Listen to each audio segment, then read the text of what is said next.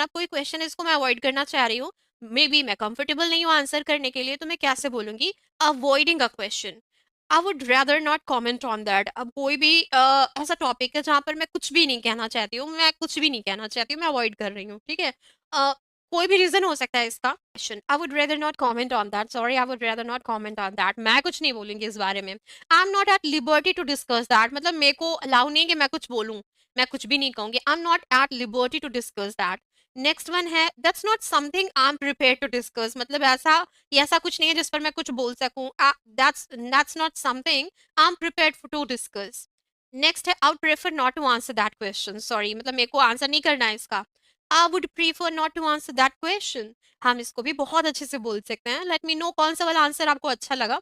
Next हमारा option है कि that's a sensitive topic, sorry that's a sensitive topic, let's focus on something else. मेरे को नहीं लगता ये टॉपिक हमें डिस्कस करना चाहिए, that's a sensitive topic, let's focus on something else. हम इस तरह से बोल सकते हैं। I have to get back to you on that, बाद में आंसर करूंगी, अभी नहीं। तो I have to get back to you on that. सारी चीजें जो हम हिंदी में बोलते हैं, अपनी मदर टंग में बोलते हैं, इंग्लिश में भी हम बोल सकते हैं। इनके ऑप्शंस ये हैं, इट्स अप टू अस कि हम कौन सा वाला चूज कर सकते हैं। नेक्स्ट ऑप्शन है that's a good question but I need to do some research on that. अच्छा क्वेश्चन है, मेरे को सोचना पड़ेगा इसका answer, because I have never given thought to this. So that's a good question, but I'll need to do some research on that because I have never given thought to this. But क्योंकि मैंने इसके बारे में कभी सोचा नहीं है।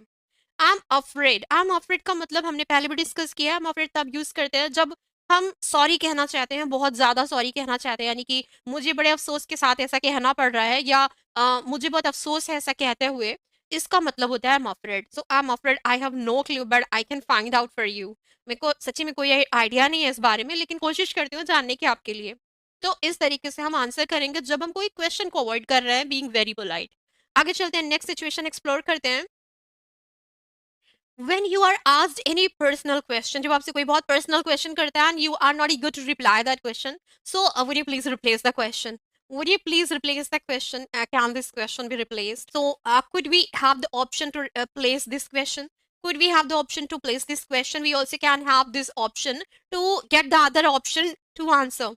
Okay, so next one, agreeing और डिसअग्रीइंग। अब देखते हैं अगर आप अग्री करते हो और अगर आप डिसअग्री करते हो कोई चीज के लिए, तो किस तरह से आंसर्स ऐड कर सकते हैं। सबसे पहले अग्री रिलेटेड एक बात बताना चाहूंगी।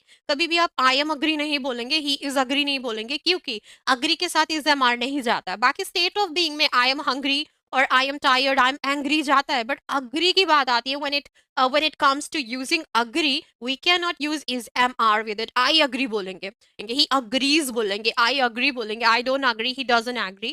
इस तरह से हम बोलते हैं।